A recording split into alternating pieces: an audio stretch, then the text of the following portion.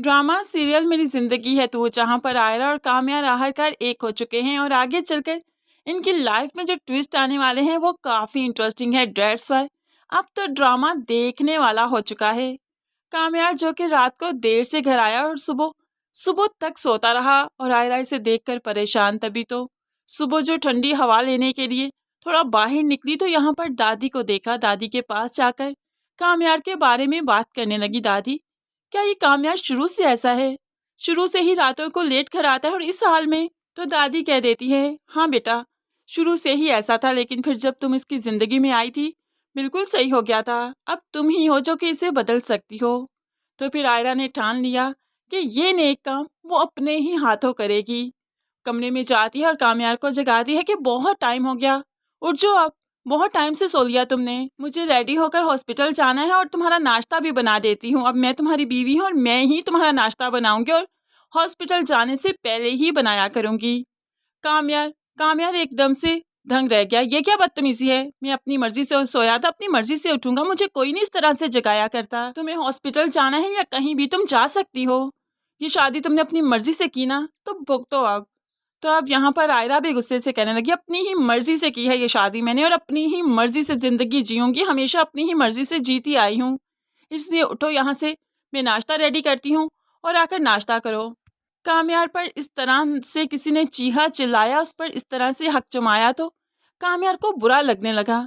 इसलिए कामयार आयरा पर चीखता है और आयरा भी सेम उसी तरह से कामयार पर। कामयार आयरा का ये रवैया देखकर दंग रह गया, क्योंकि कामयार को इस तरह से कभी किसी ने नहीं डांटा था, इस तरह से कामयार पर हक नहीं जमाया था। कामयार 4 बजे उठे या 6 बजे यह उसकी ही मर्जी थी, लेकिन आज आयरा ने इस तरह से हक से जगाया तो वाकई कामयार को अच्छा लगा। आंखों में आंसू आ गए कि काश ये शादी मोहब्बत की होती। दूसरी तरफ आयरा जो कि रेडी होकर आई है और फिर नाश्ता बना रही है और साथ ही साथ अपने पेरेंट्स के बारे में सोच रही है कि आज उन्हें नाश्ता लेकर आना चाहिए था ना, क्योंकि लड़की के ससुराल में पहला नाश्ता पेरेंट्स का आता है। तो यहाँ पर बिनिश भी इसी वजह से परेशान है, पता नहीं मेरी बच्ची एडजस्ट कर पाई होगी या नहीं। आज तो मुझे नाश्ता लेकर जाना चाहिए, लेकिन कितनी मजबूर माँ हूँ कि वहाँ पर नहीं जा सकती। अब इरफान साहिब ने इतना इमोशनल देखा बिनिश को तो फौरन से पहले टोक दिया, इतना इमोशनल होने की जरूरत नहीं है, रास्ता उसने खुद चुना है और खुद ही इस पर चलेगी। मैं तो आहट तक रोकता रहा। अब ये रास्ता मुश्किल है या आसान, ये उसी की चॉइस है और कोई कोई अब इस घर में उसका नाम नहीं लेगा। है इरफान साहिब, यहाँ पर कोई मौजूद ही कौन है, सिर्फ बिनिश ही तो मौजूद है। दूसरी तरफ आयरा जो कि पूरे कमरे में अपने कपड़े भी रख चुकी है। ड्रेसिंग रूम में इसके कपड़े देखकर कामयार भड़क उठा, मेरे कपड़े कहाँ पर हैं? हर जगह पर तुम्हारे कपड़े नजर आ रहे हैं। तो आयरा कहने लगी, मेरा भी कमरा है ये, मेरे भी कपड़े हैं यहाँ पर और तुम्हारे भी हैं। बेहतर होगा कि तुम मुझसे मत उलझो। तुम जिस तरह की जिंदगी गुजार रहे हो ना, मैं तुम्हारे साथ इस तरह की जिंदगी नहीं गुजारूंगी, मैं तो तुम्हें सेट कर दूंगी।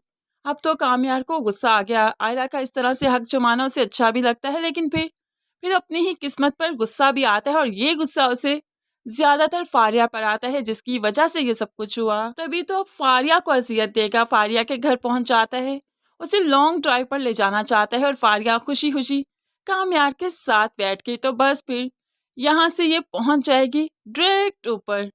कामयार जो कि ड्राइव बड़ी ही तेजी से कर रहा है और फिर पी भी रखी है, वो सदमे में है, दुख में है और इस सब का कसूरवार फारिया को समझ रहा है। डेट्स वाई फारिया को सजा देना तो बनता है, लेकिन उसे सजा देते देते खुद भी क्रिटिकल सिचुएशन तक पहुंच जाएगा, क्योंकि एक्सीडेंट तो होगा लेकिन कामयार को बहुत चोटें आएंगी, जबकि फारिया जो कि ड्राइविंग सीट पर नहीं बैठी तो उसकी बचत हो जाएगी और सारी चोटें, ज्यादा चोटें कामयार को ही आएंगी।